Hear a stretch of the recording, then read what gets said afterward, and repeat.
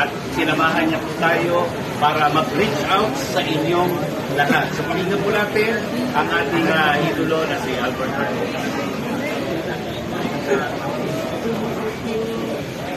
Good evening, everyone. Magandang gabi sa inyo lahat. The establishment, I must say, is very impressive. We're catering to the multi-sector, the Filipinos, friends that we have. Mga kababayan, nandito po kami ngayon, number one, sumbong nyo actually that ni General Sermonia na mapapanood nyo sa Facebook Live, or sa YouTube. Available dito. Kaya natin malamang live, ano mo sa tayo live? 12:32 p.m. 12:32 p.m. Philippine time. 7 a.m. Almusal na dito yung 7 a.m. Ano po ang nilalaman nito? Nilalaman nito yung ating mga kababayan from different parts of the world na may kakaproblema sa kanilang pamilya, sa kanilang trabaho, at yung mga bagay na hindi naasahan na nangyayari. At wala silang masumbungan. Meron po tayong sumbungan yan. Sumbong nyo at lugar na nag-host po si General Sermonia.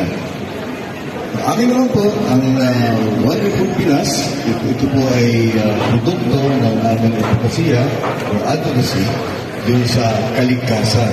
Ang sabihin ko nun, kaligtasan at kalikasan. Kaya ginawa po namin yung General Sermonia, umikot po kami ng Pilipinas para i-educate ang ating mga kababayan kung paano pangalagaan ang ating kalikasan at kausapin ang ating mga kapulisan at kausapin na rin ang ating military na suportahan ang ating mga kababayan na proteksyonan ang ating kalikasan. Ang malaking problema lang po sa aming ginawa ay napakalaki po ng Pilipinas.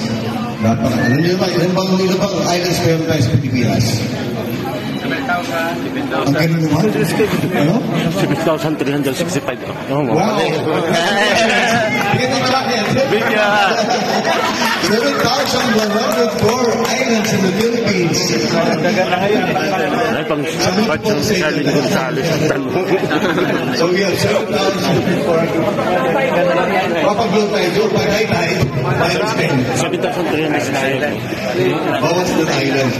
Anyway, kaya po naisip namin para makasakit namin ito ng mas maraming makakita, maraming makaalam. Gawin namin siya ng way na ma-appreciate ko marami.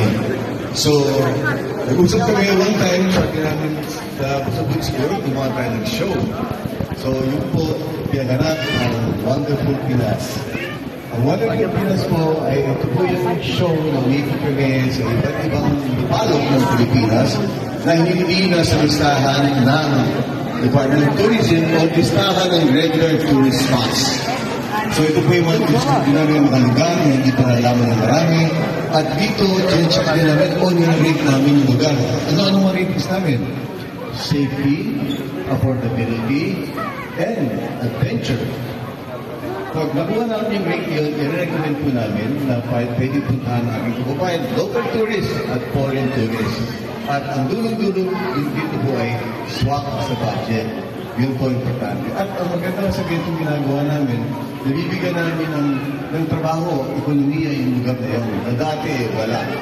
Na napabayaan dahil napakagandang lugar, hindi naman napupunta ng karamihan. Yung importante pala yung accessibility. So, kumakausap kami sa LGU, nagawa ng paraan ng access, yung mga magandang waterfalls, yung magandang hidden river, hidden lake, yung mga magandang forest areas, hunting areas, yung sea of clouds.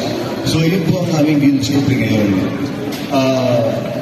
Nasa, ano na po kami, season 1, katatapos lang po. Ay, di pa matatapos pa lang, season 1. February 10, tapos na po season 1, and gagawa ko yung panibago, season 2. So, papahinga muna kami during the election period. Baka nyo uli kami pagkatapos ng eleksyon. Ngayon, dahil po sa advocacy ni General Sermonia at gusto niya mapatupad, magawa yung mga bagay na pinaplano natin para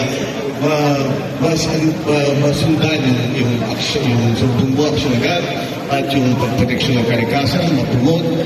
Naisip tayo, mas buti siguro, sabi ko, dyan sa Romania, mas buti siguro kung nasa posisyon ka para magkaroon talagang totoong boses ang ating mga kababayan. Dito naman po, pinanganap ang United Frontliners or 1-1-3. Ulitin po natin. 1-1-3. Ano po ba ibig sabihin ng United Frontliners? Explain po ni Jerry Simon. Okay, ang